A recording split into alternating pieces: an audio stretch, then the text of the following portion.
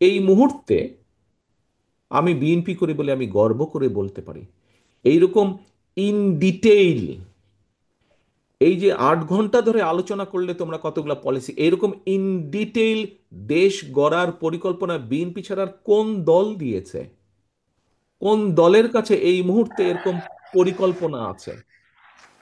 অন্য কোন রাজনৈতিক দলের কাছে, হ্যাঁ, অনেকে বিভিন্ন জন বলেছে কেউ সনদ বাস্তবায়ন করবে, কেউ বলেছে বিভিন্নভাবে তারা অমুক চেতনা বাস্তবায়ন করবে, তমুক করবে।